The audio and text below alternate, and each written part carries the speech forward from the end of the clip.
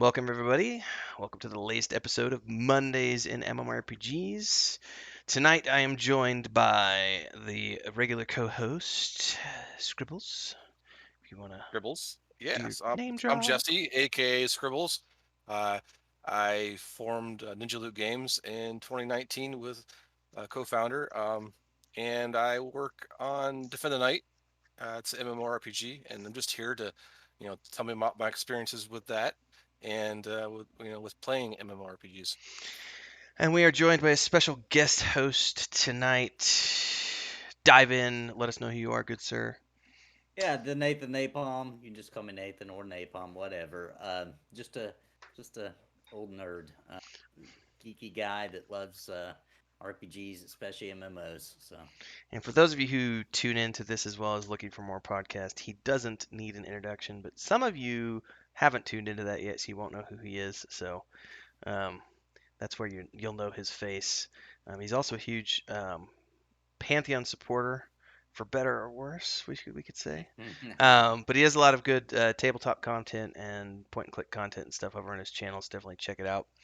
Tonight we're going to be talking about balance in MMORPGs.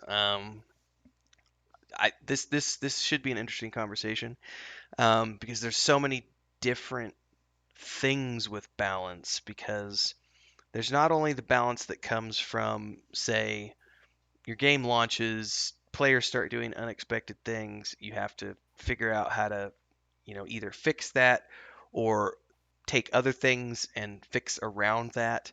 But there's also, I think, especially in the case of games that have been around for, 5, 10, 15. We've got MMORPGs that have been around for 20 years now. There is ongoing balance that takes place as a game gets older and as the community starts playing the game in completely different ways.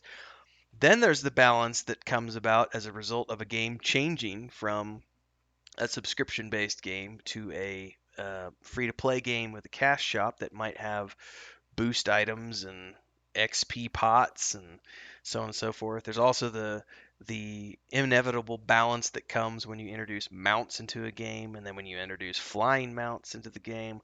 So there's a whole bunch of stuff yeah, that we could talk about in terms of this, good, bad, and the ugly. And I think for me, I think a good place to start would probably be to look at, we've all played EverQuest at some point over the years, and that game has done a lot because I think it's probably one of the older MMOs along with Ultima Online that's been out there for 20 plus years now that has seen a ton of balance. I can think in my mind one of the earliest things I can remember was like, wow, was it pre-Velius? I can't remember when they got rid of the hybrid XP penalty. But for a long time, if you played a hybrid, you had this nasty XP penalty, which really sucked. So like as a as a Wood Elf Ranger for many years from the start of the game, I had to deal with that nasty XP penalty as a hybrid for a long time. And then when it went away, it was this amazing. It was like this whole new game had opened up for me because I was suddenly leveling as fast as everyone else, and I didn't have to spend as much time playing catch up. Oh, hell levels were bad. yeah, I still remember level 45 was night. That was one of the only times I ever did like a all nighter. But I played 19 hours straight, and all I did was chain pull for 19 hours out front of Karnor's Castle in the Dreadlands just to push through level 45 because I didn't want to spend like 2 weeks in one level, and I had a Saturday, like a 3 day weekend kind of thing, and I was just like, I'm just gonna take this day and I'm just gonna not sleep and just. But the XP for the hybrids is the first thing that jumps into my mind. I don't know about either one of you guys. When you think about that, Oh, EverQuest. EverQuest. I like the race. You know, I think it was what half elf was. You're sped up. You go through the levels faster. Is that how it was in early on? I Kind of, think I kind of dug it. halflings. Yeah, it's halfling. Yeah, it's halflings, and I kind of like that because if you have a class that no one wanted to play, to kind of beef it up and have more people want to play that class, you kind of gave it a little bit of cherry on top, to play that sort of class. I think the same way as with sorry, class, I mean race. It's the same thing as with the classes too. So if you have an issue where there's not a lot of this one class, like a paladin comes to mind, there wasn't a lot of paladins playing, um, that they could make that a little bit easier on them. So I do understand why they do it. I'm not a big fan about relying on balance in games, just because like, especially for PvP, that there's some classes that are going to be better at it than other classes, but they did compensate with different armor types and different magic resists, things like that. So I do really appreciate it at sometimes, at some points, but it's not it's not one of those things where I need to do it. What do you guys think about that? Yeah, I actually don't I don't like balance. I think it's kind of game breaking. So I think that the developers have to balance their world, right? Like so Yeah, mob density, right. evening out dungeons and making sure there's plenty of content, not that kind of balancing. But like for classes specifically, I like some unbalancing classes, right?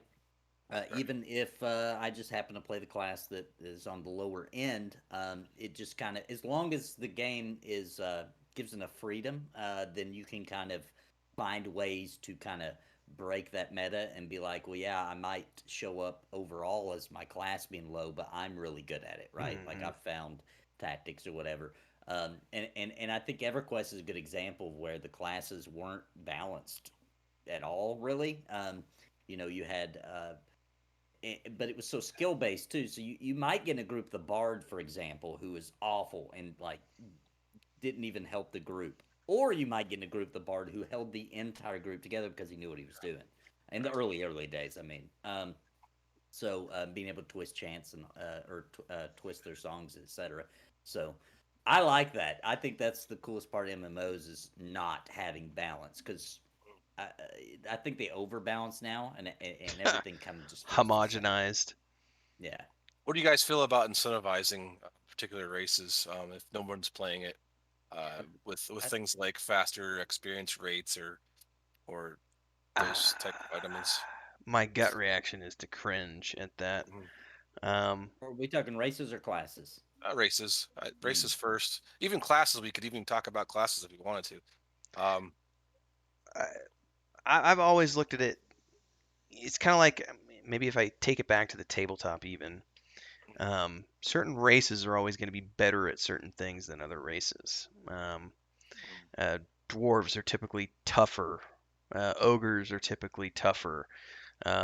Wood elves and high elves are usually very frail in comparison, and so you have strength and constitution bonuses. But like old school, not fifth edition D&D, but like old school D&D, like first edition, second edition, you had pros and cons. Now in fifth edition, as I understand it, you only have pros. It's like, oh, you're a dwarf, you get plus to this. You're elf, you get plus to this, but there's no minuses. And it used to be, I think, all the way up to third edition, maybe even 3.5, every race, excuse me, had a pro and a con. So you might get +2 constitution but -2 charisma, -2 dexterity or something. I don't really see a need to incentivize because in my mind that adds to the flavor of the race.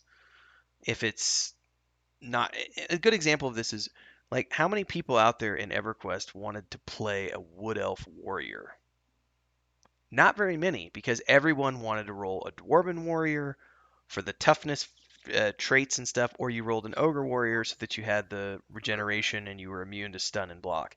And if you look at like the vast majority of people who rolled tanks for raid guilds, it was always going to be ogres, always.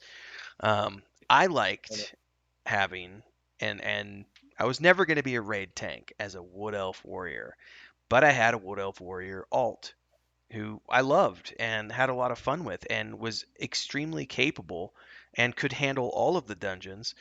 The flip side is that there is, especially when a game has built in mechanisms like EverQuest did, at some point the ogre is just such a superior tank in the raid context because of that immunity to Yeah, stun. frontal stun. Yeah, frontal stun. Yep. Yeah, that it just you why would you have anything other than Hmm. an ogre in the front of your raid force tanking all of the raid bosses. Like it just made no sense to have anything over than ogre other than an Right. ogre. But I don't think there's any need to incentivize. I think you'll, in my opinion, it's one of those things where people will find lots of reasons to want to play that race for flavor purposes in RP. Um, but you're always going to have the min maxers, always, Mhm. every game, Yeah. every system. Yeah, I think if you're gonna if so if your game is built in such a way to where the world for quite a decent amount of levels is empty in a certain race, so it's kind of just like a domino effect or a snowball effect where nobody's going to play that race even more now because there's nobody in there. So maybe I think you could probably balance it in a way that wouldn't really affect the game. Like, hey, from levels 1 through 20, you get a bonus XP for this limited amount of time, right? Like, you know, um, just try to boost some more people into those zones, maybe. Well, Um, didn't you got me thinking? Sorry to interrupt. Didn't EverQuest have hot zones, if I recall? Yeah. So they would have XP bonuses for, is that kind of what you're talking about? But you're talking about for the race itself, right? Yeah. Yeah. Sorry, I meant that I was asking.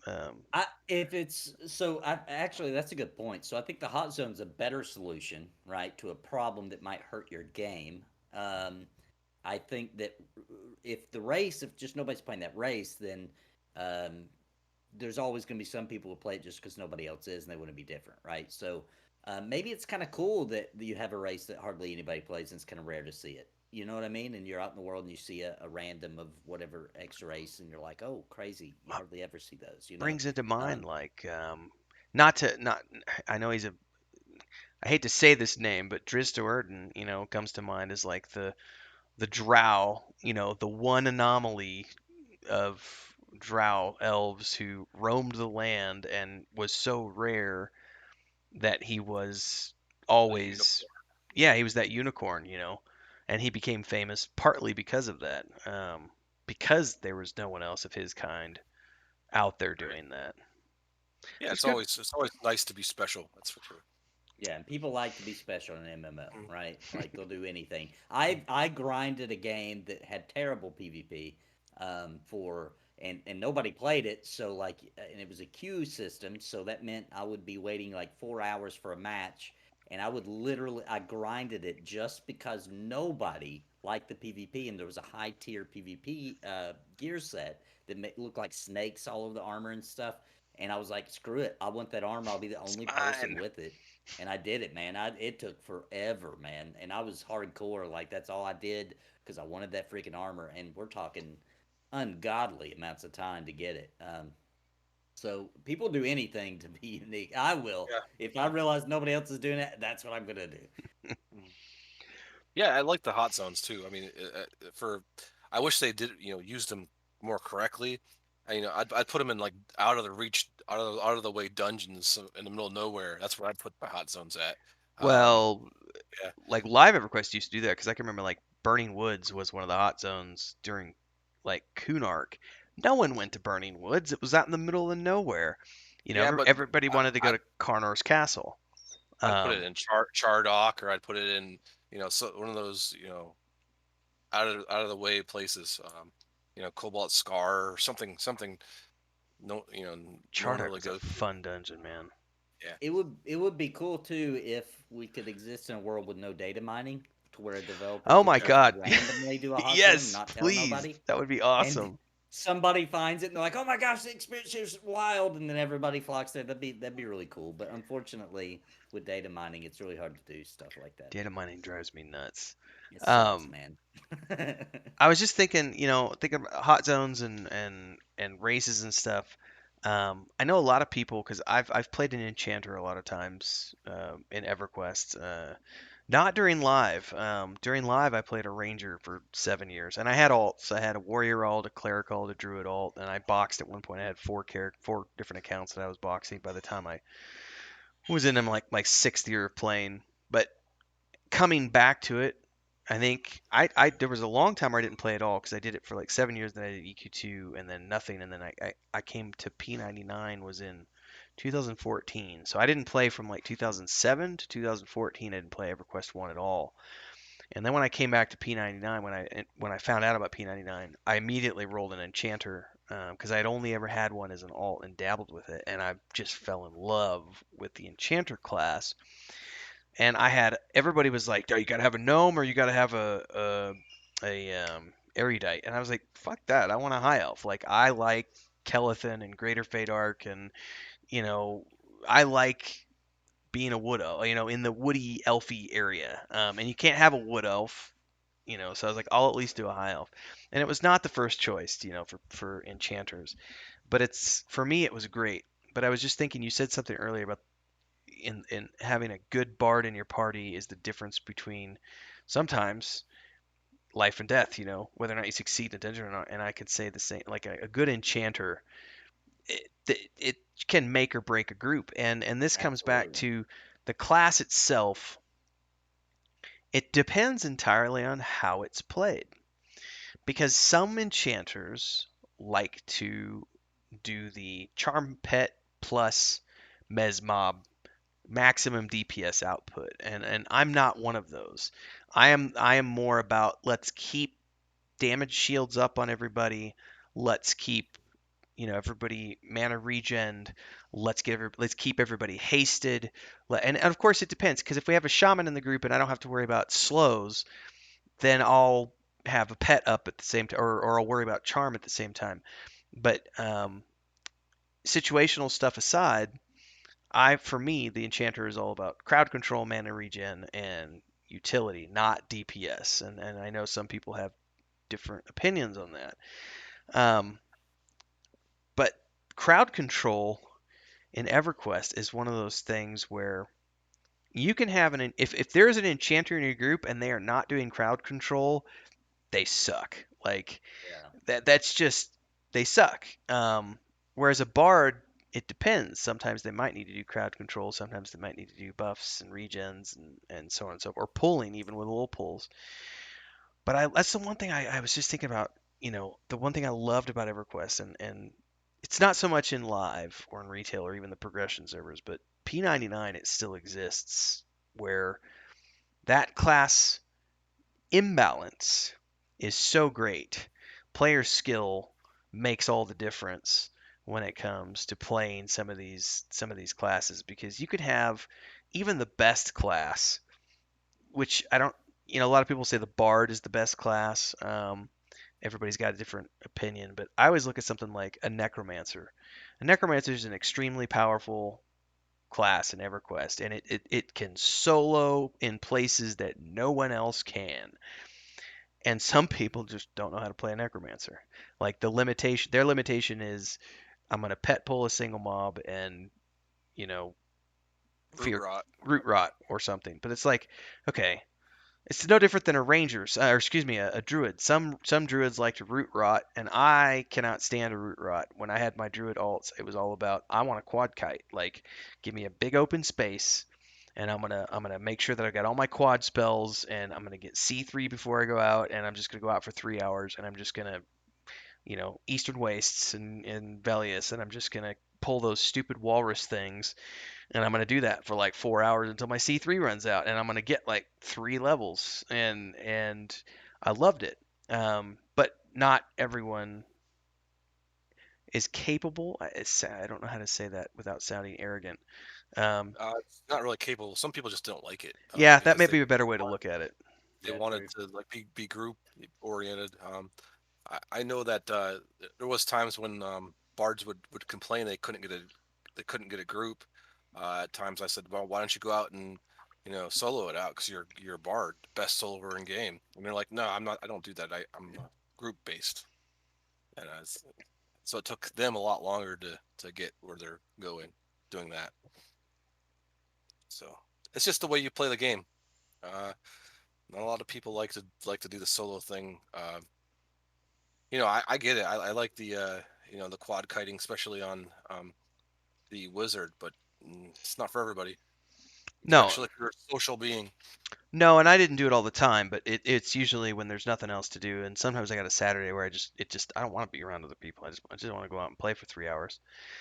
Oh yeah. Um, And those systems were invented, right? Like that's what's Right. really cool about it is that's pretty emergent because like they didn't design the class and was like, oh, we'll do it like this so that they can quad kite, right? Like that wasn't like the intention. That's just things people figured out how to do Isn't to isn't that get the what they same wanted with done.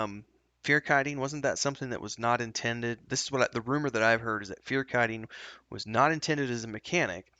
It was just something that players, in their way of always finding creative ways of the path of least resistance, um, Yeah. found a way to exploit those abilities together.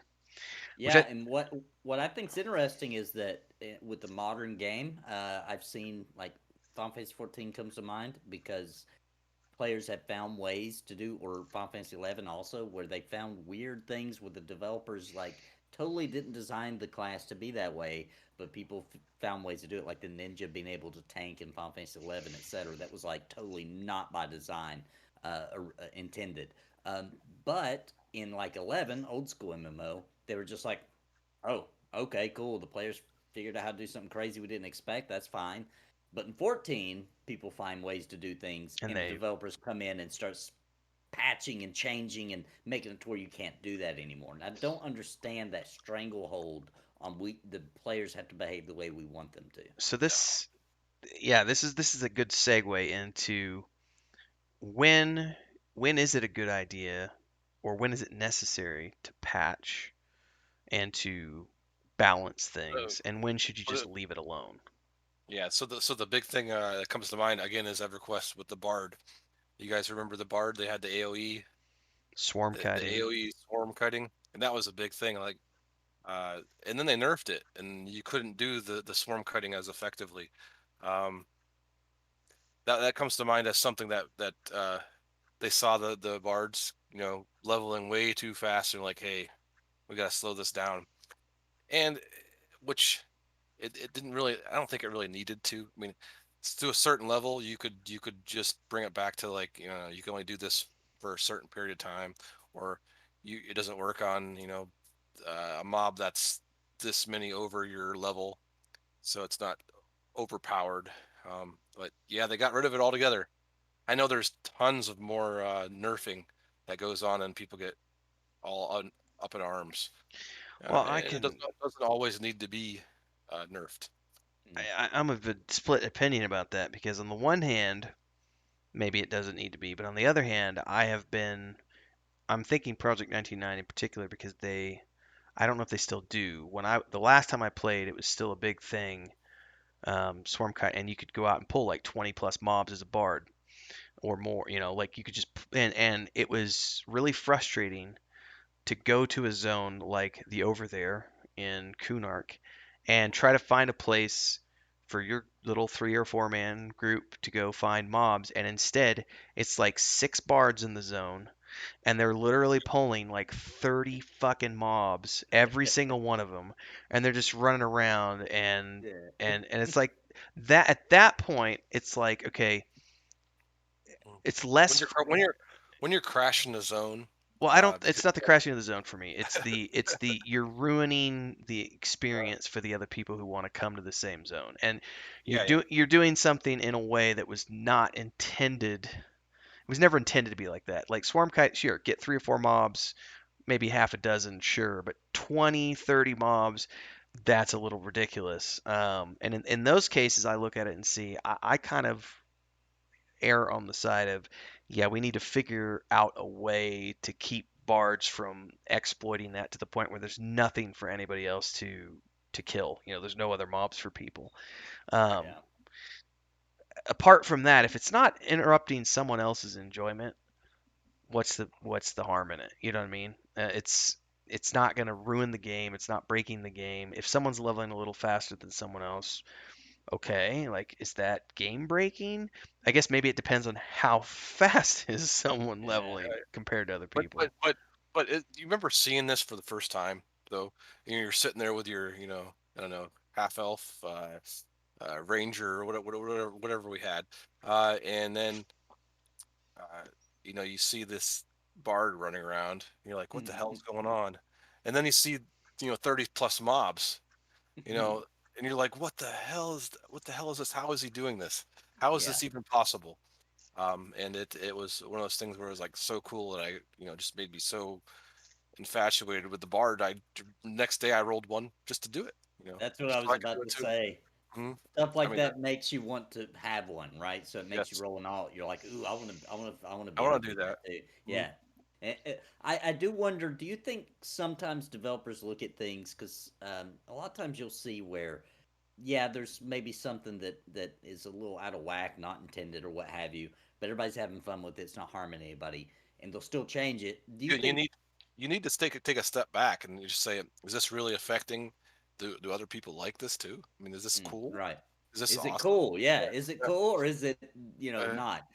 But do you think sometimes developers just feel like they're being made a fool of? Like it's gonna become a meme? Like, like that, like they just feel like, you know, that the players have just basically made a fool of them. Do you think that comes into play sometimes? I don't, from my perspective, no, but I can also say that having seen, I don't know that you guys have done enough testing with Defend the Night yet to be able to see this kind of stuff, Jesse, but I know with Saga, we did, several years of alpha testing, pre-alpha testing, and people do things that you don't anticipate and you don't expect. And mm, we're always analyzing the data and going, is it breaking the game? And I think for me, I have to look at it and it's more of a is it breaking the game thing as opposed to are they making me look like an idiot? At least from my perspective, it was more about if it's just something that people are finding an interesting way to get around a certain mechanic that we had in mind. Okay, is that and this is the hard part, can I consider that a valid strategy or do I consider that an exploit of the game mechanics? And you have to make a decision at that point because if you view it as an exploitation of the game mechanics, then you have to nerf it. You have to balance it. You have to figure out how to make it work the way you wanted it to. But if it's just, if it's not breaking the game, I don't mhm, really see the thing. But I do think that maybe some people might feel that way. mhm, Like the players, oh, I spent 500 hours developing this mechanic, and in 7 hours the players figured out a way around it, and now they're making fun of. And like I can imagine some guy in a Yeah. dark room just fuming over the fact that his 500 hours of labor on this thing that he thought was going to be like the next big mechanic, and it's just like in 7 hours the player's like, nope, found a way around it. Here's a good example. So EverQuest 2, it was the first expansion, the Desert Flames expansion, and we were the third guild on our server to get our prismatic weapons from that. And so we roll in to the Peacock quest line, and we roll into that last boss where you got to kill the god, the undead god, or whatever it was. I don't remember what it's called anymore.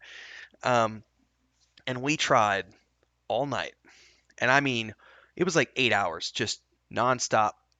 Just we'd go from 100% armor to zero armor. Somebody would pop a repair thing, repair kits. We'd repair back up, and we just kept going, and we could not beat the boss. So finally, our raid leader was like, just let's come back tomorrow, right? So we came back the next day, and what he had done in the meantime was he had reached out to the other two top guilds on our server and said, look, we've been doing this for 8 hours, banging our head against the wall. We've tried like, 30 different strategies. Nothing's working. What did you guys do? Oh, well, we had the puller run up and jump on the wall, which triggers an exploit because you can hang on the wall. And so the mob keeps trying to hit the guy on the wall. And so he's focused on that guy. And everybody else just hits the mob from behind and you just burn it down in like 5 minutes. And we were like, what the fuck? Both of the top tier, like both the first guild and the second guild on the server killed the raid boss through an exploit by jumping on the wall, having a character jump on the wall, hang on the wall, and then the raid encounter could kill the boss. So what did we do? We had a monk run up, jump on the wall, hang on the wall. The mob boss turns around and focuses on it. The raid comes in, and 5 minutes later, we were done. Everybody had their prismatic weapons, and it was this moment of like, it. Yikes. we got our weapons, but and we felt justified because we had spent the entire night, like 8 hours the previous night. But from a, looking back on that as a game developer, that encounter was designed to be fucking hard. And it was designed with specific, things in mind, and class balance that you would need, and things that you would need to do. And I don't know if just maybe they never did any difficulty tweaks to it in testing and it was just too hard. I don't know if that's the case or not. All I know is that we went in, got our stuff, and then like a week later, the devs came in and found out that all these guilds were doing this, and they patched it to where he wouldn't focus on the guy on the wall anymore. And that was clearly, looking back on things, that is a fucking exploit. Like that was not us, figuring out how to fear kite a mob, and the devs going, oh cool, that's just an interesting way to, interesting strategy. This was flat out, we exploited. We flat out found a way so the mob wouldn't hit anybody else in the encounter, and so we could just run up behind him and just wail on him until he was down. Yeah, and I don't, in my opinion, I don't believe there's any sort of morality that would go high enough for absolutely anybody not to take advantage of it, right? So, like, I don't like exploits, etc. But if I'm at that point, we're about to do that boss, and there's an exploit that works, and everybody's getting through it, I'm gonna even do it too, right? Like, that's the problem. Is like an exploit, yeah, like that deserves some attention for sure. Because it's just impossible to pass up when it's something you need for progression, right? Yeah, it's especially because you got 30 people. Well, I think in Everest 2 it was six. It was four groups, so 24 people. You got 24 people together. That's no small feat to get a group of people together to come together on a Friday night to spend 8 hours together, and then you ask them to come back the next night. Like at that point, it's like, yeah, we're gonna totally take advantage of this because we've been here for like, and we've also been questing for 3 months to get to this point. But I look at those types of situations and I say, looking back on it, especially now that I've done development, um, those types of things, yeah, you have to address those because they are technically game breaking. Yeah, Um, and I wouldn't say that was cool, right? So this Mhm. goes back to how awesome is I it, don't know, right? my And sword was pretty that's fucking cool, man. I mean, the reward is awesome, but the way to getting it, maybe Not so you look at cool. that and you're like, not so cool. I think of Guild Wars 2, and I hate that game, but Oh no. they used to do back in the day when it first launched. At least there was, and I've heard it's still the thing. You do dungeon run, and everybody would just stack on top of each other in these corners, and they pull all the mobs. And I don't know if it was some kind of hit detection thing. I have no idea what was happening, but that's what the leader would tell you to do. Stack up in this corner. I'm gonna pull the whole freaking dungeon and instance dungeon. I'm gonna pull it back, and we're gonna wipe everything. And for what I understand, talking to people who still play, that's still Huh. in the game. So that's also because I wasn't having any fun. I was actually like, that was the beginning of me being like, Guild Wars 2 sucks. Is I was just like, this is so dumb. Like, this isn't fun at all. I'm just, doing my little abilities here in the corner. I can't even see what's happening, and it's lame. So not awesome, right? So Hmm. they should have fixed it, but apparently they haven't. Did either of you ever play Vanguard for the brief time that it was live? Yeah. One of the cool, I tried anyway. one of the coolest features of that game, which I thought, and I watched it go through various stages throughout alpha and beta. Excuse me, was the counter spelling, which added a whole nother level to the game. The problem was that people could still use line of sight to get around if they didn't have a counterspeller in the group. And that's another one of those cases where it's like, as a developer, it's like, how do you? I mean, there are ways to get around line of sight, but at the same time, I always wondered why they didn't kind of fix that because counterspelling was meant to be a a situation of if you didn't have a counterspell in the group, then there were just some encounters that more than likely you weren't going to be able to do because the mob at some point during the fight would drop like an AoE or a single target nuke that would just like one shot the tank or one shot the group, and there were multiple. I mean, the druid, the I don't even remember the psionicist, druid, sorcerer. There were three or four different classes that could counterspell, so you had options, to bring into the group with you to make sure that you were capable of, you know, going up against that type of mechanic and not failing. But the thing that always drove me nuts was people who would get around that by using the line of sight to break those encounters. And that's one of those things where I always wondered. And I know, knowing what we know now about what went down with Vanguard, obviously they just didn't have enough manpower, and there was all these problems going on with it. But I look at that as one of those things where, I wish the developers would have taken the time to balance that, because that was one of those things where I looked at and said, I mean, spell casting was a cool feature and counterspelling was a really awesome feature, and to have it be able to be manipulated in that way, always I was like, this sucks. Like, it's not Yeah. cool, man. Um, yeah, you got me thinking about when you mentioned Final Fantasy 14 earlier, and how, why do they prefer to just homogenize the classes? Because I'm playing Star Wars: Old Republic right now, trying to go through the most recent expansion content, and that's a good example of a game where every single class is homogenized, because each class has its three subtrees, but you don't need, because you have a companion. So it doesn't matter what you roll, does not matter. Tank, DPS, healer, you have a companion who can be either one of those as well. So you're always going to be able to do the content. And even if you go into a group, it's very. I have done some dungeons like on the hardest tiers where you have to. Someone needs to be the tank, someone needs to be the healer. You got to worry about crowd control a little bit, but outside of like the hardest, version of those dungeons, every class is the same. They all Yeah. play exactly the same, um, and it just Just kind of. different animations and effects, That's basically. it. That's it. Yeah, and different spell It drives names me for ability nuts. name. Drives me Yeah, I That's wouldn't. why I nuts. don't like Guild Wars 2. Same thing. I'm not a big fan of that game either, by the way. I tried it. I've tried it twice. I tried it at launch, and I tried it again about, oh boy, it's probably been 3 years ago, 3 or 4 years ago. I tried it again, and I made it like 2 weeks, and was like, nope. I remember why I don't like this game.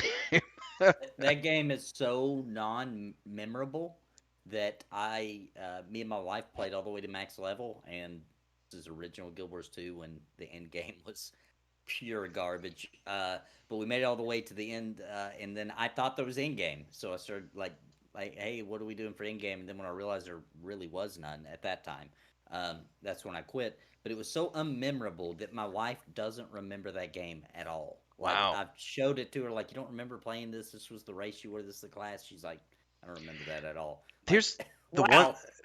The one. Wow, that's awful. The That's one that's a thing. great game.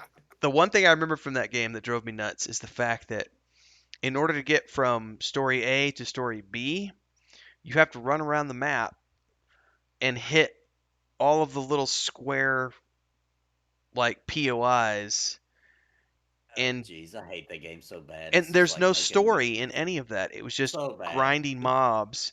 And it was like, oh, so I can't get it. I can't do the next dungeon for the story until I'm level 20, and I'm level 11. So what the only way for me to get experience to get to the next story-based quest is to run around the map and clear all the POIs, which is just grinding. I'm literally just grinding mobs And the and worst kind of grinding too. It's like the worst kind. It's there's a good grind, there's a bad grind. That's like the bad one where literally check marks, ticking them as you go. Like, okay, now I've done this map. Now let's go to this map. And um, I think they attempted to make it interesting because if you think about those POIs, a lot of the times they would have a little bit of dynamic like events, jumping around. There'd be dynamic events happening around you. But there'd be that what do the cool kids call that now? world We call it events. platforming. But Oh, there'd be some the platforming going on. jumping, I don't know what it's called, to be honest with you, but yeah. Cool kids have a new name for it. I forget what it is, but yeah, they tried to mix some of that in there, and the game's just I don't like the art style. I don't like the world design. I don't like It's the sad. classes. I don't. There's I love nothing the I like first about one. that I game. really Yeah, did like the yeah, first one. and that's what makes it even more sad is they were off to such a good start. This makes me think too, because Guild Wars One had Guild Wars in it. Yeah. What do you think about games that try to mix? This is a touchy point for me. Games that try to have PvP and PvE, but then they'll try to overbalance one or the other because they'll start seeing that one class is too powerful in PvP, and they'll start making tweaks to that one class, not thinking about how it's going to affect the PvE abilities of that class, or vice versa. That's a pet peeve of mine. I think only one game ever did it right. Um, Dark Age Camelot, man. That's the only one that really got it to where PvE was still fun, PvP was still fun.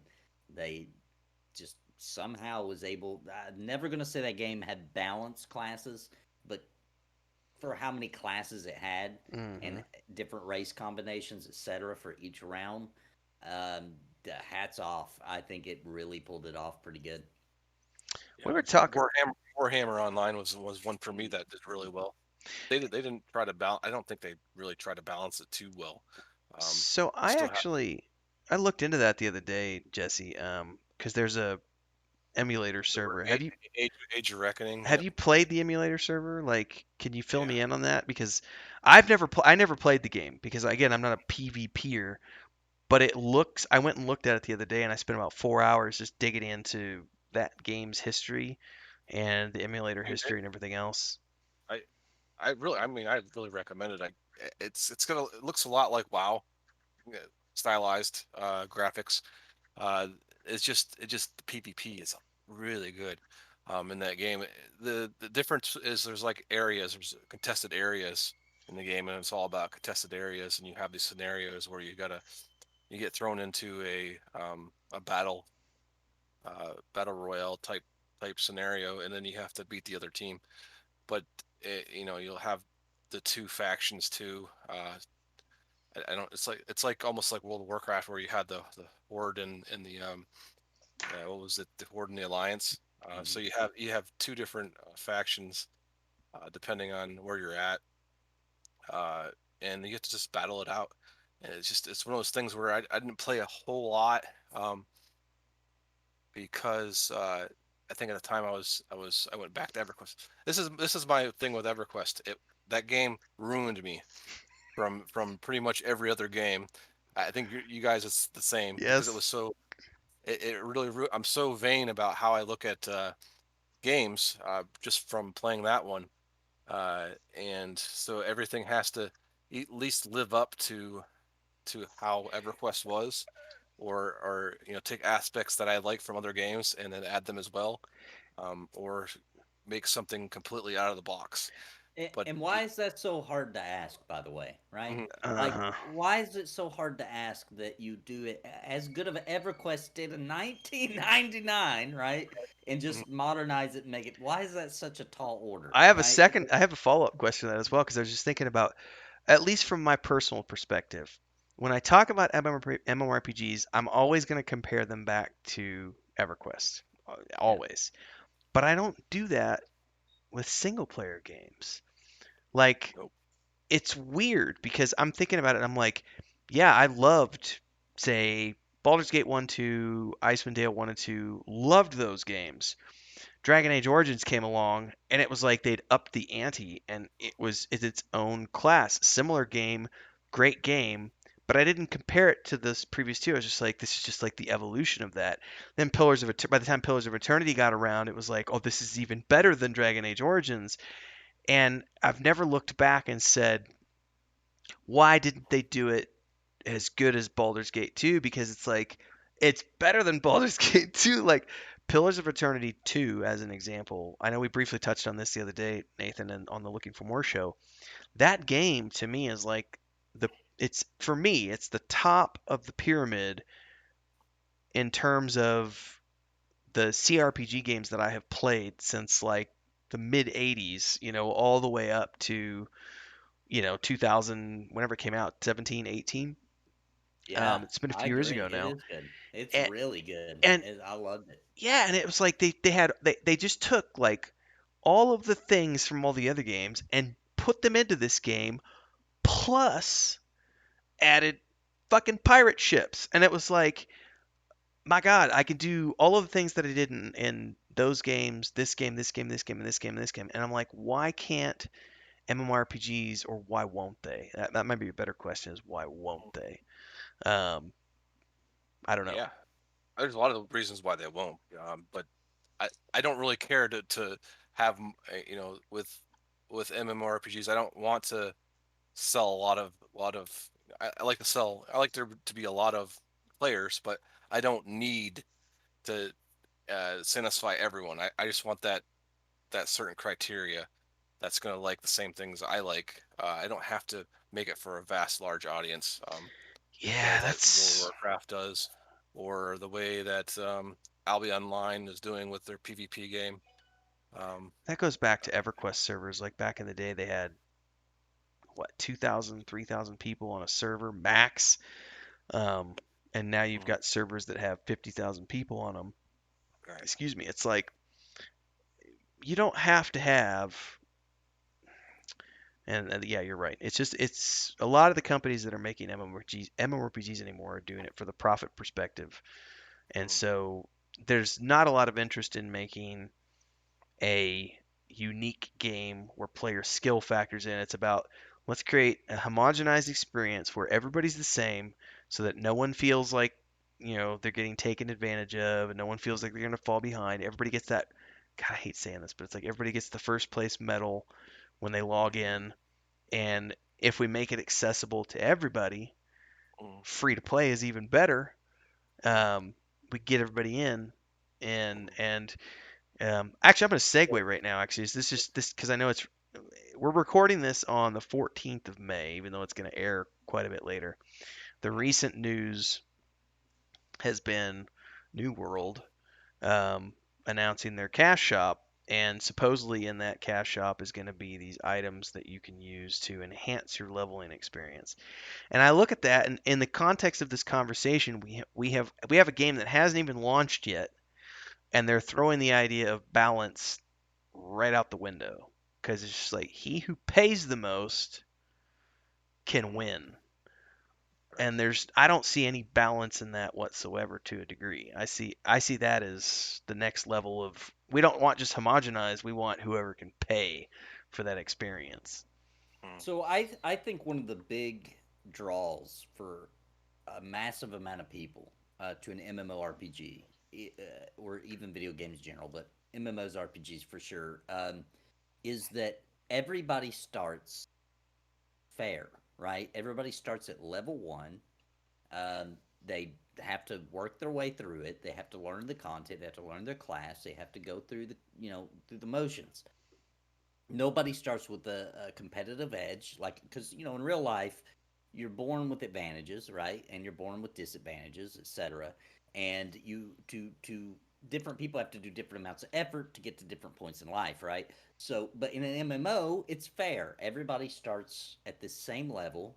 But when you start doing cash shops, especially ones that have any kind of pay to win, leveling, boosting, anything that gives people an advantage with money, now you've just ruined a very satisfying part of MMOs, which is being very proud that you rose to whatever point you did in the game that you wanted to, and you had no advantage. You just everybody if you're number one on your server XYZ, right. then you earned that, and nobody can argue with that, right? Like unless you have pay to win things like that, and then it's just kind of, it just takes away from all the credibility a person, the kind of personal accomplishment you could get out of a game, and just throws it out the window.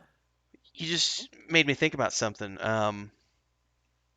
Because we were debating a lot. We were in a lot of internal conversations about this with Saga. Um, and I don't know how much you've had these discussions with Defend the Night.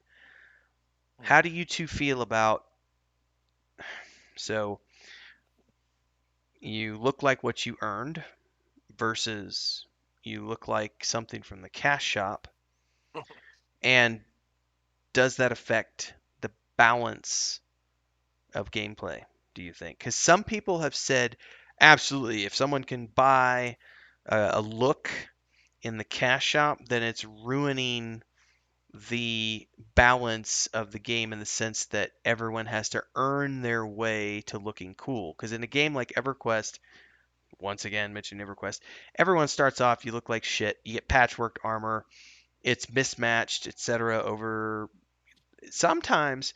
Here's the thing. I mean, you could get around that. Like, say you want to pay someone a hefty chunk of money to make you a set of bandit armor, and you could totally get, you could raid in bandit armor. At least the first like T1 raids. You could go into, fear and hate and so on and so forth, and get your first raid sets. But for the most part, it was all mismatched, looking like a roll of why am I blanking on them? The lifesavers. I think that's what they're called. Yeah, yeah. Like the multi-flavored lifesavers. It's just like this rainbow-colored character. How do Yeah, you rolling guys? up like a clown. Yeah, how do you guys feel about that? Do you think that cosmetics affect the balance of a game? Because I know Well, some people do. for right now, as I'm thinking that it's coming to mind right off the bat. If you have a PvP game and you buy a cosmetic that covers up what you have on, that's totally something that is affecting the gameplay. You say you think that person's a cleric, and it's not a cleric. It's a necromancer, and you're fucked because you just went after him because he pulled a switcheroo on you, and now he's root rotting you, and you can't do nothing about it. That does So suck. definitely from that standpoint, it hurts. But uh, I think there's something about just earning that coolness. Yeah. So earning the look. Um, I think it's very helpful. So what I would suggest is this is just you know just me thinking out loud. Is it's cool for like role playing, cosmetics. You can have like zero stats, so you can like act out a scene or something. That's really cool. I think there's nothing wrong with that. But when you're trying to just cover something up to make it look like cool and you get the stats, I think that's a problem for me. I don't like that. What do you Yeah, and guys? I think I agree with you. Especially you hit home on the PvP server and Mm. covering it up, and not because of cosmetic shop, but it just reminded me of a great memory of mine. Was we had this little trick we did in Dark Age Camelot, where the paladin he wore plate, obviously, but he could wear anything below it too. So I would put on a robe and stand out in the open, and everybody would hide, the rest of the group would hide, and we'd wait for somebody to come along thinking, oh, it's an easy squishy. And when they'd come, I had it macroed to put my plate on when they got close enough, and they'd mez them, and we'd just tear them up. So I had some good memories with that, but that wasn't cosmetic. I do believe that the cosmetic cash shop does exactly that. It causes a cool look that really should be reserved for people that put time in the game and earned it. But my biggest thing is No I quieres think of it tomar. from a business point of view. No quieres And tomar. if you have Okay. cosmetic gear that's making money now, and obviously you're a business, you want to make money, right? Then the artists now are going to be more inclined to make another cool one for the cash shop instead of making a really cool one for the raid fights and content in the game, because the raid and content in the game gets you nothing but a subscription, or in some games gets you nothing but more people playing your game. So you're funneling yourself into that with investors, in board meetings. You're going to get stuck where the Mm. artists are going to get stuck on making more cash shop. It's inevitable. It's a Yeah, conundrum. yeah, it's definitely a conundrum. Especially if your model is one of those models where you're reliant on those cosmetics. So you gotta be creative about how you're gonna substitute your employees with a paycheck every month. So It's it's real touchy. a really good Yeah. example. I don't have the sheet in front of me right now, but we did a case study on Grinding Gears games one time when we were looking for investors with Saga, and the case study was looking at the growth of that company from a two-man team to a Kickstarter, then growing to a 20-plus man team, and then just over the course of like 4 years, growing to a 120 member team before Tencent came in and bought them out. And the interesting thing about that was because their entire monetization structure is about uh, special effects. Basically, it's cosmetics, and not just cosmetic clothing, but cosmetic visual effects for your character, how they cast, the different emotes, the different animations. So if you look at their stable of employees, it was, I want to say, like 85% artists, not programmers, artists, because their entire monetization model is about creating things for the shop as opposed to content for the game. And what's his name? Yoshi from Final Fantasy XIV has some really great quotes where he's talked about the reason that they've always stuck with the subscription model for Final Fantasy XIV and not relied upon the cash shop for their primary form of monetization is because in his mind he wants people to be playing his game for the content of the game, not the visual, not the customization of the character per se, but it's more about the content. And he feels like by having a monthly subscription, you're more focused on your writers and your programmers creating actual things for the players to do as opposed to the way your character looks. Yeah, Um, and it I'm all works about really good for them.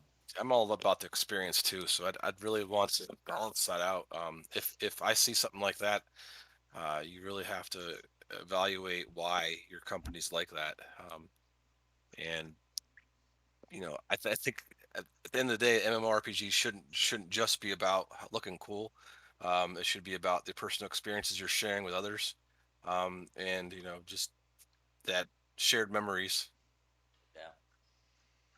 Yeah, looking cool is part of it, but it's not. It shouldn't be the main focus, right? Like, when you get some really cool armor, top tier kind of stuff that not a lot of people in the server have, and during downtime, you go back to the major place, town where everybody roams, and you just kind of stand in the middle, just kind of showing off what you got.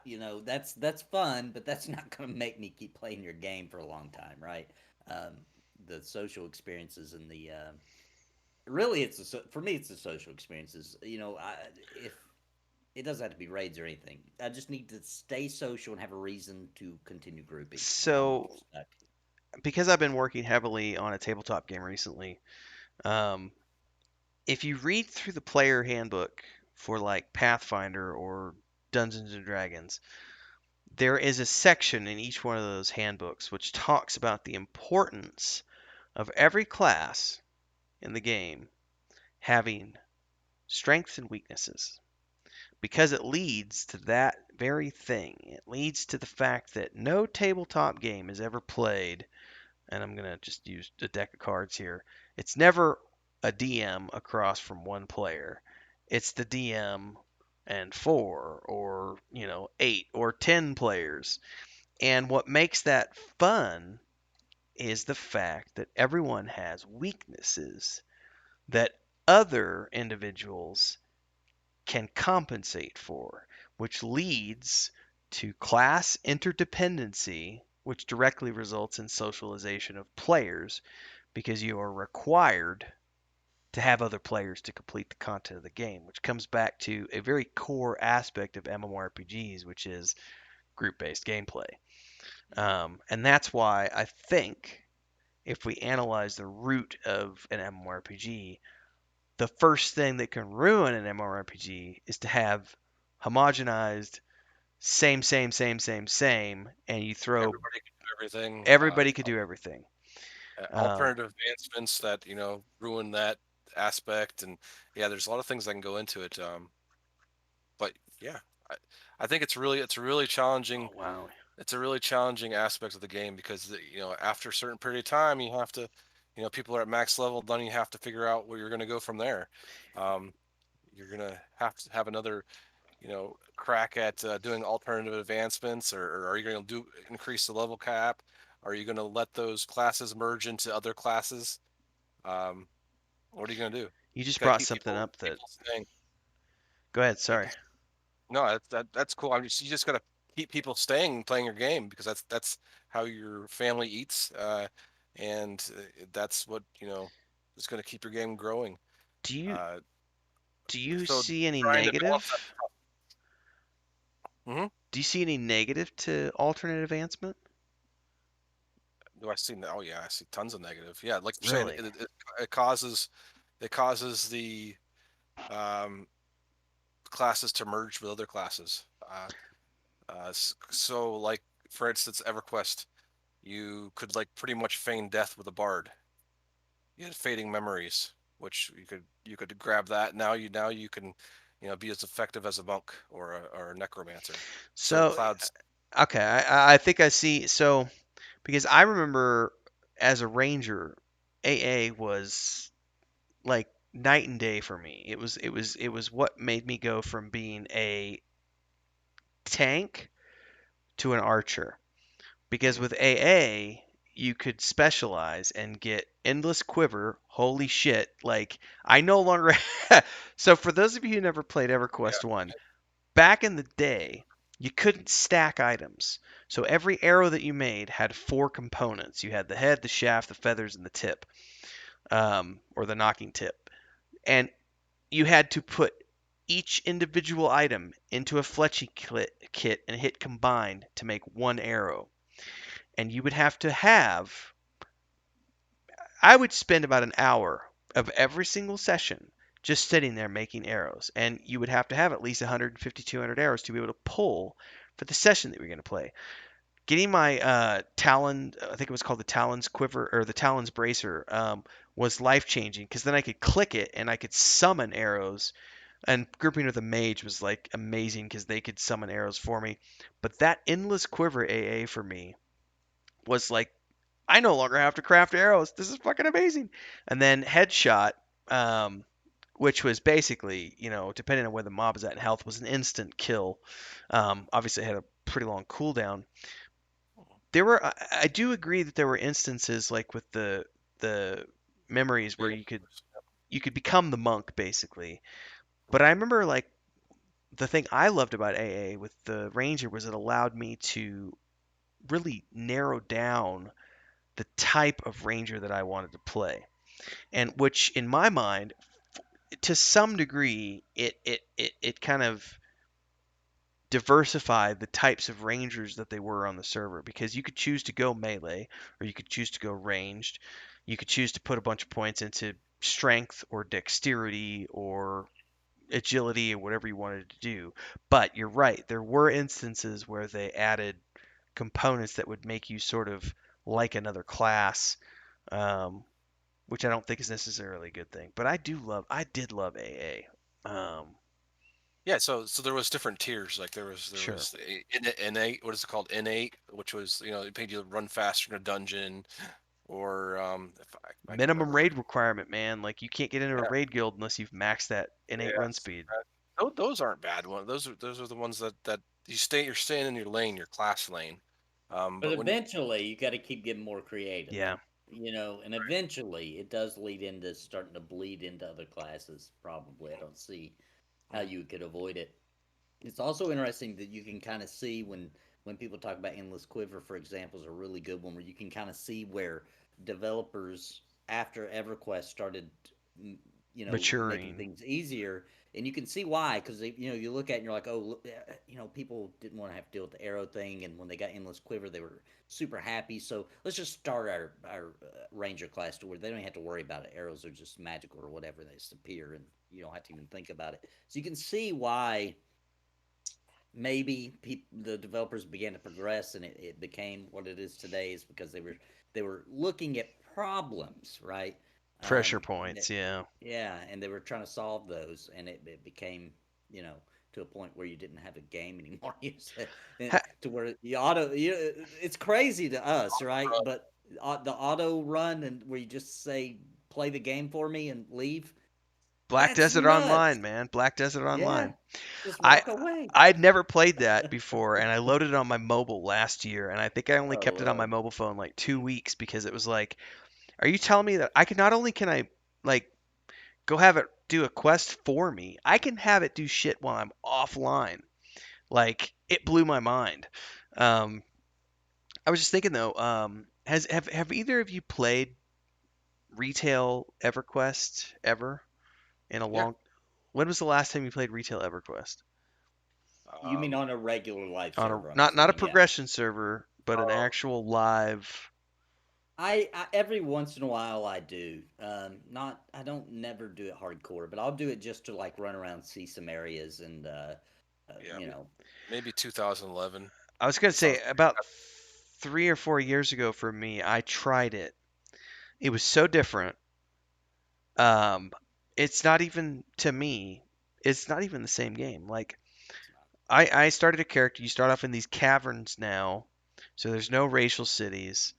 Um, and as soon as you get out, you're immediately you get a choice to where you get dropped. I think in the on the moon, if I'm not mistaken, um, on Lukeland, and it's this thing where now on the you can open up this window and it gives you like this itemized list of things to do or quest chains.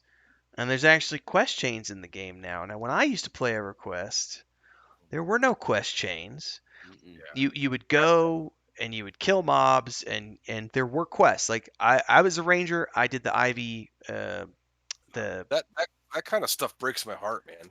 I It just don't does. I just don't understand it. That this is why this is why I'm trying to make my own. We're trying to make our own MMORPG because of stuff like this. That the evolution of it is It just broke it. something that It broke it. it, that's not acceptable to me. I was thinking So about the Ivy Edged quests. Because the most recent progression server I did a druid, um, and the one before that I did a ranger. And having played a ranger originally and having gone through the Ivy Edged quests years ago, this is one of those fun areas where, as a ranger, you could go get this full set of armor, which has some really basic stats, but it was pre-raid gear. But it was like +2 wisdom, +1 dex, that kind of stuff. Not a lot of bonuses, but it was still something. It took me like a year or more than a year, as I recall. Like I had two friends who I played with on a regular basis. One was a paladin, one was a druid, and the three of us just trioed almost everything. And then we had our guild. We would do things a few nights a week. There is no equivalent set of armor for any other class in the game. mhm. It's which shows the favoritism that people often talk about, where McQuaid had, the favoritism towards the ranger because that was his class. But it's like I went to go play the druid, and I was like, I want to go out and I want to go out and quest an armor set, and I'm like, looking back, this is I think last year or two, whenever Eridune came out a couple years back, that server. I remember going online and going, this is the first time I've mained a druid, and so I'm trying to find out like what's the best set of gear to get. And I was like, there's no set. And I'm like, what do you mean there's no set?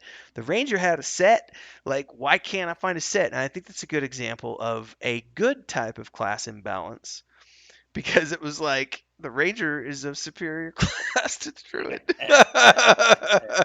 because you can go get a really cool armor set. And as a Druid, you're stuck with like crafted leather to try to get something that looks halfway decent. Um, I don't know didn't the druid have like true wind gear? not Um, in lo- not in classic. okay, so it was. Yeah, I just can't remember what it was when it came out. Because I just remember the true wind. Now, I'm just since I looking it up. since I haven't played a lot of PvP, um, what are some issues that crop up in PvP in terms of balance? Um, So what always happens, in my opinion, is they say uh, now they just say crowd control is boring for PvP, right? Like they just try to just get rid of that, right? So it's the Trinity, the tank, healer, DPS, and what they typically do, which I don't agree with, but they'll just say, okay, all the DPS need to be able to do these things. All the tanks need to be able to do these things, and the healers need to be able to do these things, and that's how they quickly balance things. So if you've got a melee DPS and you've got a range DPS, then yeah, they can have different spells and abilities and that kind of thing, but they all need to be equal in the amount of damage that they do. Or they'll start to say, well, range needs to do maybe, or I mean, sorry about that. Melee might need to do more because they have to get to the mob. But that's not, to me, role play or lore heavy, right? Like, so a wizard should be max damage, Hmm. over a sword wielding or a couple dagger rogue. You know what I mean? Unless the rogue has some sort of crazy advantage, then maybe he can keep up with the wizard. But so that's what generally happens with PvP. Those they first they just break it down to the three, and then they just try to make all the classes that fall into those three all be equal, and that's how they typically try to balance it. From my opinion, it doesn't work out. Yeah. it, it's a dice roll on the PvP. I think there's needs to be the yin and yang with PvP. Eh, Everybody likes to go back on what is the perfect way to counteract what's coming at you. So I think about that with spells and with gear. So, it, but yeah, with PvP to me, there's always going to be those classes that just do better. Like the clerics don't do real good usually because what they're doing all the time is just healing. Nobody can kill them, but they're just healing out and evading. So, um, but yeah, no, I haven't seen any of that have been balanced completely. Have you, Nathan? No, I've never seen one be actually balanced. I guess you could argue that Guild Wars 2's World versus World is pretty balanced since all the classes really are the same thing. Um, I would assume that would probably be the most balanced PvP, but then it's boring at that point. So I think the rock paper scissors approach is probably the most addicting kind of PvP gameplay, like you're talking about, where it's like I'm good when I have to fight this class, but I'm gonna get my ass handed to me against this group. Some maybe one I'm really good against, and the others I can hold my own. These I'm though gonna over lose. here, I gotta run. I've gotta have group members that can counter them. I can't do it. They will kill me. That seems fair to me, That's though. That fun. seems Yeah. logical. Yeah, that seems balanced to me. And that's why I like Dark Age of Camelot. Every class had some class in each one of the other two rounds that you could absolutely demolish them. And you fine tuned your vision. You run out to a battlefield, there'd be hundreds of people, and you would somehow magically you would just see that one class. You'd be like, oh, there you are. I'm You're gonna get mine, you. bitch. Yeah, yeah. And you could always build your kit too to combat those certain classes. So so this against a certain class, it might be real good, effective against. But oh shit, if I come up against that paladin, or it's gonna be hell to pay. So um, you got to kind of play your environment. If you see rogues everywhere, you might want to worry about your ass Yeah. getting handed to you. So Well, yep, rogues like to do it from behind, so yeah. yep. Sorry, that was a stupid joke. Make sure your butt plate armor is thick. Yeah, I mean, PVE wise, the only thing I can think of PVE wise that when it comes to balance is figuring out if it's breaking the game or not, and that's going to be on the developers to fix. But I do want to talk a little bit about because we mentioned it in the introduction, which is when we start looking at games that are really old and how they've had to, this is a case of games where they continually raise the level cap. I think with World of Warcraft, it was a step in the right direction with what they did with the most recent expansion, where they just said, you know what, we're actually gonna bring everything back down to level Yeah. 50, and we're just gonna, you know, Yeah, I think that was a good decision because at some point you get level bloat. Level bloat leads to skill bloat, and then you got too many things, and a lot of them are redundant. One of the worst games I've ever played for skill bloat is EverQuest 2 because at some point you've got 8 hotbars and like 60 abilities going on. It's like this is how many of these am I realistically going to use? I'm using like 6 of them in most fights, and like the rest of them are literally situational. I'm only going to need them on raids. If I'm not raiding, there's no point to have all these things on my hotbar. Um, Lord of the Rings Online, sort of. I mean, you do have a lot of abilities, but a lot of them come up frequently. I mean, yeah, you have your staple like, you know, 7 or 8 things that you're using every single fight, but you're using most of the things. I mean, I've got like 3 hotbars. I've probably got 20, 25 abilities that I use in Lotro, and it's, fairly similar. EverQuest 2 was a lot, but then you look at like EverQuest 1, you had 3 or 4 abilities, and then if you were a caster, you had 9 hot slots. But if you weren't a caster, like if you were a fighter in a warrior in EverQuest 1, it was literally kick, shield bash, and then they eventually added provoke and the tomes that you could get. Those would add, a few different abilities in her hotbar, but it wasn't like you had all these things you could do. But over time, because you go from, in the beginning it was 1 to 50, and then I don't even know what's the max level in EverQuest now. I don't know, like 150. Who knows what it is? Something like that, yeah. But how do you realistically counter that? Because this is something we had a lot of discussions about with Saga, which was trying to future proof. What's the solution to making content more difficult as a I game think gets older? I honestly, and a lot of people are totally going to disagree with me on this, but I think that the way that Pantheon's approaching launch is really smart, right? Like they're saying it's going to have limited actions, so it's going to have 8 active abilities, 8 passives, which some of those passives are clickies, but still 8 and 8, and that's it. And it's like, at first I was like, man, that kind of sucks because I kind of do like having 3 hot bars where I got to do the shift, I got to do the controller, what have you, and I do kind of like that. Any above 3 is I think Too overkill, much, yeah. but it's smart for a launch because it helps with balance, right? The way that they want to balance the classes to be interdependent, etc., makes it easier when you have to pick 8. Now it has a lot of abilities. It's just you can only pick 8 to have active and ready to go. So like in EverQuest, when you had to, Pick your get the 9. spell from your Yeah. spell book.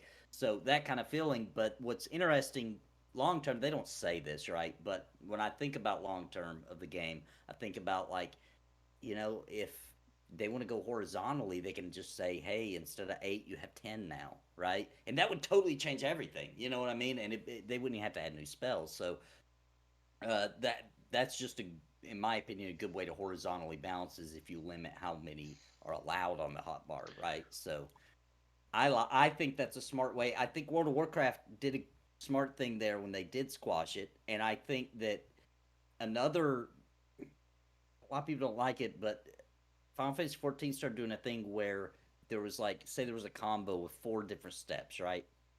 And they're really big because it's on consoles. They're limited. They can do roughly about 24, maybe 32 max things on a controller, which you have a genius system for that, in my opinion, for controller support. But they were getting bloat as expansions come out. So what they did was they took some of those combos and they just said, well, these 4 now are just 2, right? So when you do this attack, it automatically follows up with that one. When you do this one, so it's kind of like a macro built into the ability.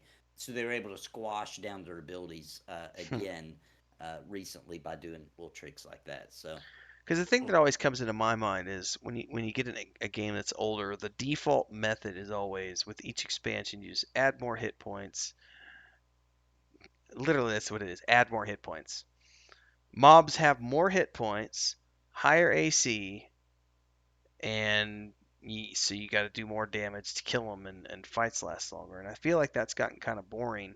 And I know that games like I know EverQuest 2 did this as well as World of Warcraft, kind of got around that to a degree, and said as opposed to trying to balance things with these huge expanses, what we're going to do is we're going to add scripted events. There's going to be these specific things that have to take place during raids or dungeons. Somebody's got to click on this, and this happens, and you got to counter that with this, and then these 3 people got to run over here and do this, and mobs are going to come from this hallway. And one of my favorite, and I know they did it. What's that? Synchronized swimming.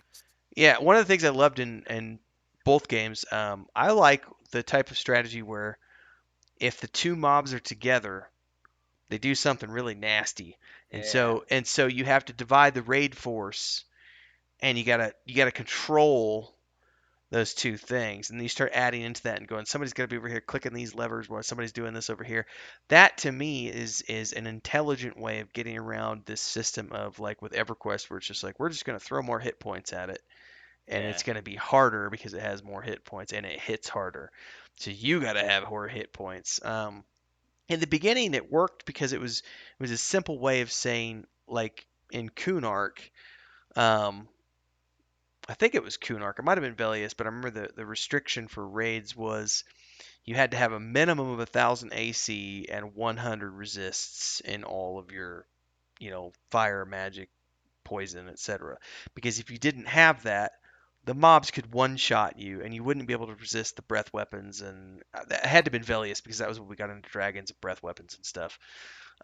And it made sense because it was still early enough that it was a simple system. But by the time we started getting to, and then Lukeland added um, zones with no air. So you're on the moon and it's literally open vacuum, and so it's like you're underwater. So it's the same mechanic, but instead of having to be a water system, it's vacuum, but you still got to have. And there was a lot of zones where you had to have some sort of breath mechanic to get around that. And I swear this ties back into balance because I'm thinking about the breath mechanic in this particular instance because only a couple of classes could cast enduring breath type spells. So at that point, you had to have a way to have some sort of more permanent. And so you had, Necros became very popular at that point because of Dead Man Walking, um, as opposed to just enduring breath from like a mage or a druid, which is like 15 minutes or whatever. And then Dead Man Walking was like an hour long buff, and then you got the AA, you could cast it for like 3 hours. And so you didn't have to necessarily have an EB, an enduring breath item. You could have this really cool spell from someone, and that was unique to that class. Not everyone had that. That was a special thing for the necromancer. Same thing with clarity. Clarity was a enchanter only, and you could get some enhanced mana from, man, I want to say it was the druid has a skin like nature. I think has an innate mana tick on it, which is a level 60. I don't remember now, 50 or 60. But there's an innate, but it's nowhere near clarity. You know what I mean? So it's like you still have those unique classes that have those unique buffs. And It's that got me used to thinking. be that's a thing that maybe is still even prevalent today. Is you get a big patch or you got a expansion and it kind of favors a couple of classes. Hmm. And then it becomes a flavor of the month or whatever, and everybody rolls one and has a good time, and then then the next patch it's another group of classes. How do you guys feel about that being a design philosophy? I don't know that it's so much of a philosophy as it's just we have a limited amount of developers who can work on something. So what are the classes that need the most work this quarter? We'll get them done. The next quarter we do the next one. I think it's more of that type of thing where it's like, what are the fires that really need to be put out right now? Um, which I think does tie back into games that have been around for a really long time. And so every time you add new content or a new mechanic to the game, it affects the way classes react. But there's also, I do want to spin this back around to, Bring us back around again. right, but I'm thinking about, this got me thinking about, because we've talked about this in episodes before, Scribbles, which is, as an example, we've talked about how it sucks that now Lord of the Rings Online, as an example, when the game launched, fast travel was for everybody. And now fast travel is for only some people. You have to have a VIP subscription if you want to use fast travel for all the places.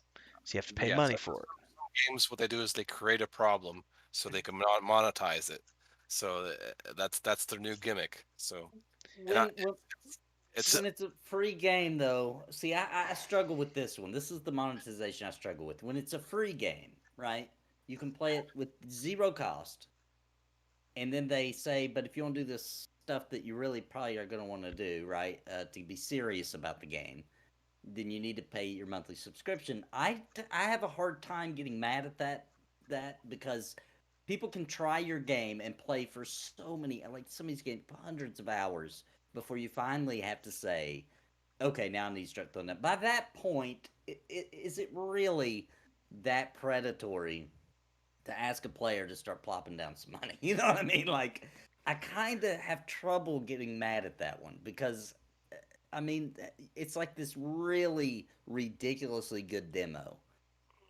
But you're gonna have to pay up sometime. Come on, As a, it's not actually as an free. FYI too, my brother and I went and did free to play for 3 months as an experiment with Lotro, Mhm. and did the entire.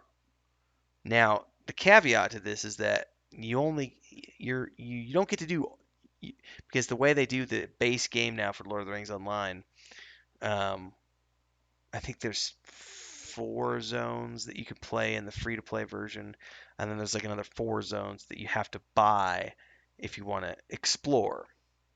But you don't have to do those. They're optional. So if you're someone who's never played the game before, ever, you are going to get 3 months. If you're because we were playing 3 nights a week. You play 3 nights a week for like 2 hours each time. You're getting 6 hours a week, out of that game. So you're getting 24 hours a month, more or less. You are getting 60 plus hours of gameplay A for lot of gameplay. free Mhm. out of that. Um, my question is more along the lines of how do you deal with a game like EverQuest, EverQuest 2, Lord of the Rings Online, etc.? They started off subscription, then they went free to play.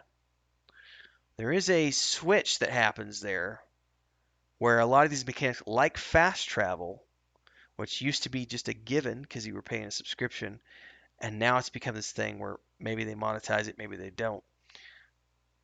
How do you factor balance into that? Because Well, monetization becomes this issue of mm, we're trying to figure out how to make money with the game using the free to play model.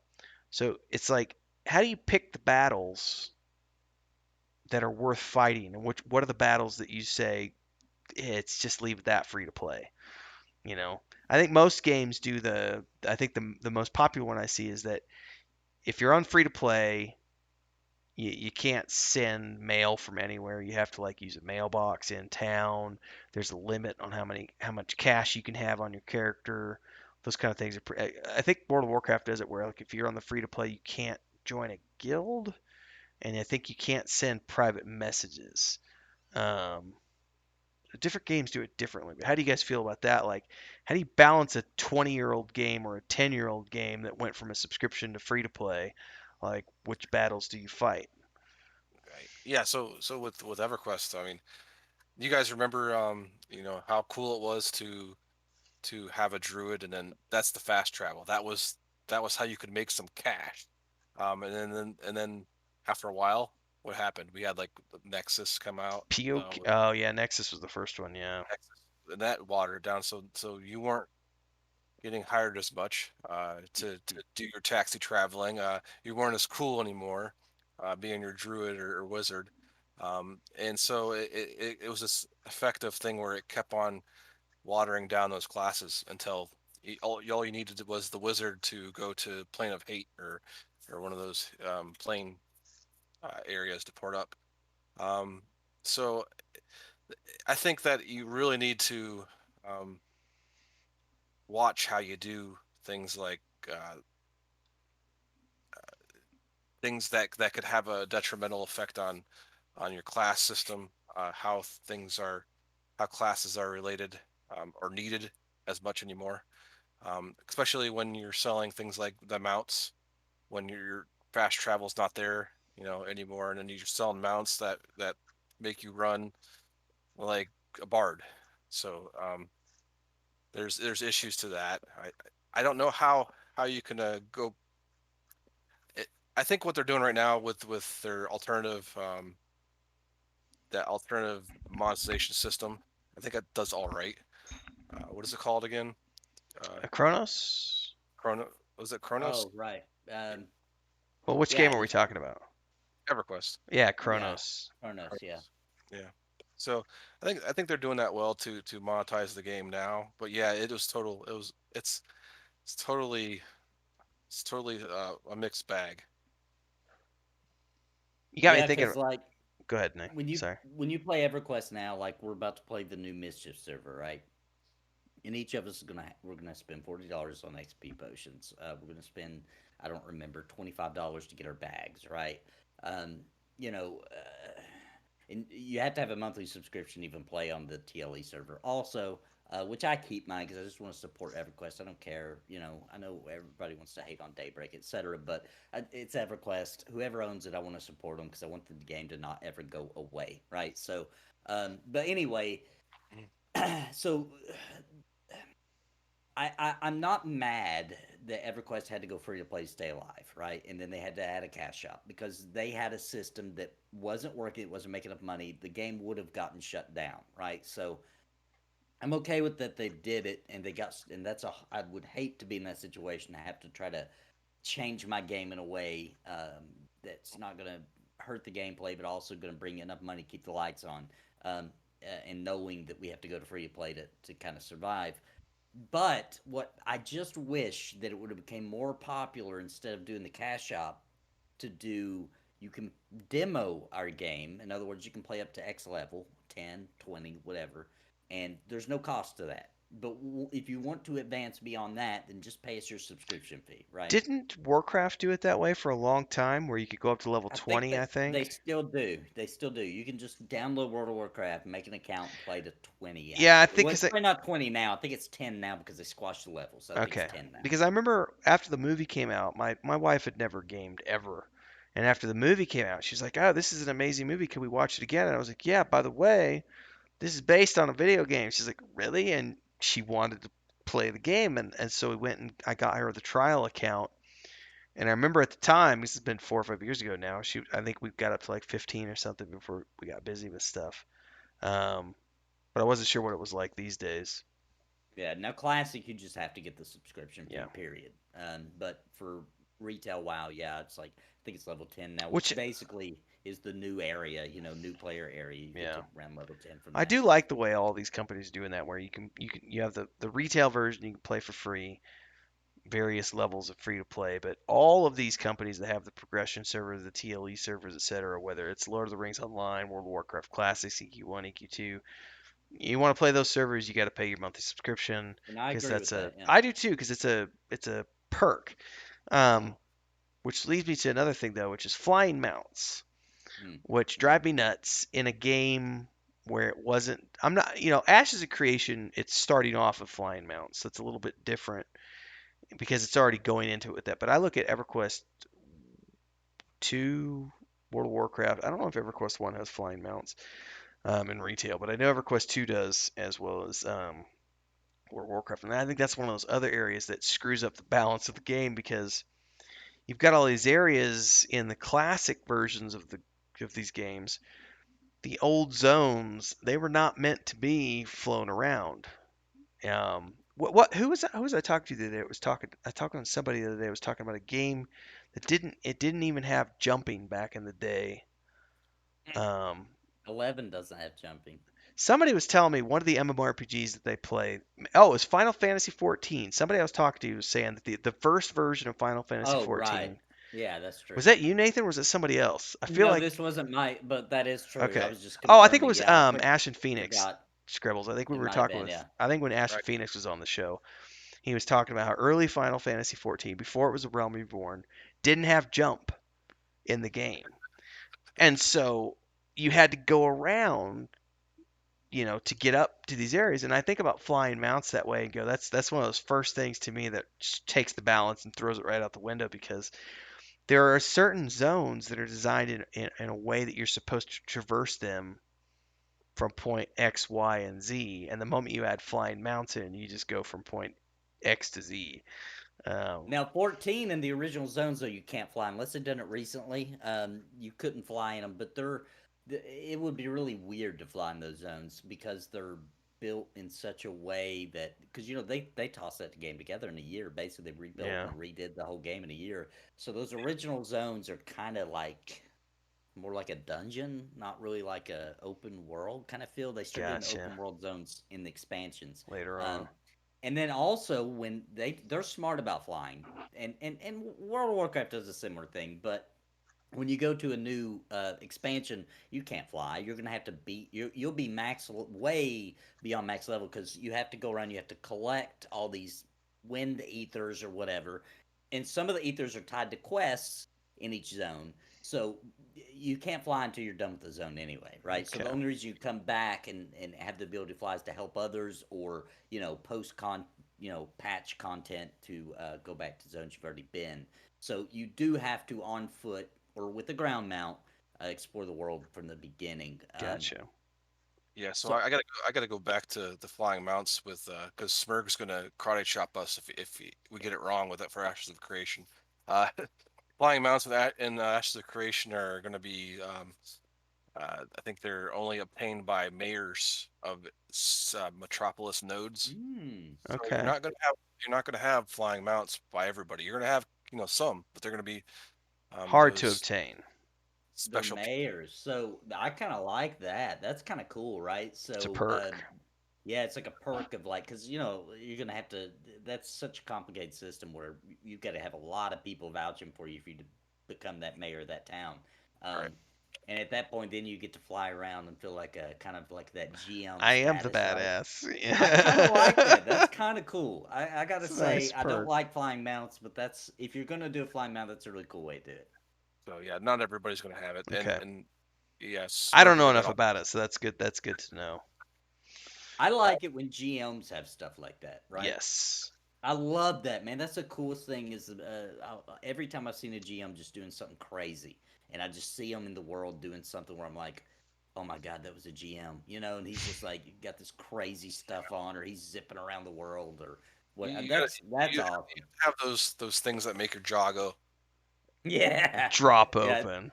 It's like seeing a supernatural creature. You know what I'm saying? Like you just see it, you're like, I can't believe I just What just happened to see happened? That's a that. UFO. Yeah, it's UFO. All But right. yeah, Well, are there any other ideas that you guys can think about in terms of balance? Pros, cons, good, bad, ugly. Because I think I've gotten everything through everything on the list that I had. yeah.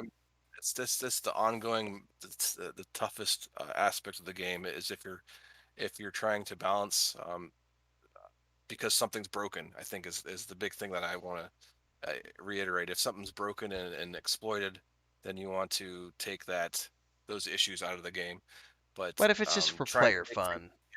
yeah, Yeah. just if you're just talking about one class or one race compared to the others, it doesn't have to. I don't think it should be balanced at all. Okay. Definitely.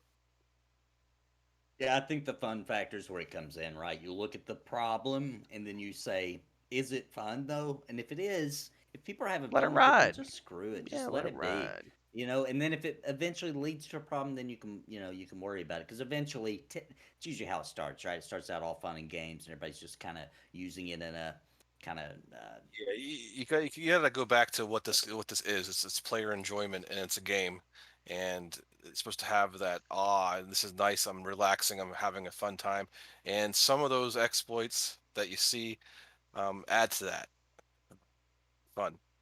sometimes, yeah, and then Sometimes. other times not, right? Like a monk hanging from a cliff and everybody I just don't know what you're talking about. I may or may not have gotten a few epic weapons in questionable manners in my various years as a raider. I Um, keep you. I'm gonna have all the description, all the links to your guys' channels below. But why don't you guys go ahead and tell everybody where you can be found, where your favorite places are, where you lurk. Yeah. So of course you go on Twitter and say uh, at Defend the Night.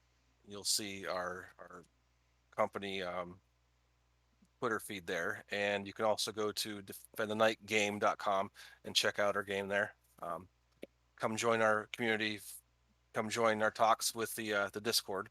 It's on the website there, so you can just click that Discord button and head on over to our Discord channel. talk to us. Yeah, and you can find me on YouTube, the Nathan Napalm, or I'm on Twitter as well. And yeah, that's where I'm You're at. you're doing the full napalm. Don't forget that. I That's coming up am. soon. It's coming soon. I want to get together a decent amount of content By first the time before. this comes out, it might actually be out because It these run might about be. a Yeah, month that's out. true. Actually, I'm pretty sure it will be. So yes, you can also find me at the Nathan Napalm or the full The full Napalm. napalm. That's just even more geeky stuff. It's So gonna be fun stuff. I know some of what's coming for that channel, and I can't wait. So, all right, yeah, I'm gonna everybody. start doing trailers for that soon. By the way. Oh, that's I can't wait because I've seen. Yeah, I can't wait to see the next version that's beyond like the prototype. I'm stoked. Yeah, And it's looking cool too. It's coming oh together really man, cool. yeah, it's I'm gonna be filming now, so now I'm starting to see a piece together. It's really cool. epic. All right, everybody. Well, don't forget, check out the links below to find all the links to these guys' different channels and websites and so on and so forth. Don't forget to subscribe to this channel, hit the bell icon so you get updates for all of the future content that we do in the next episodes of the Mondays Night MMORPG show. Don't forget to let us know what you thought about this episode and if you have your pros, cons, etc. for class balance, race balance, balance in MMORPGs. Let us know in the comments below, and we will see everybody in the next episode.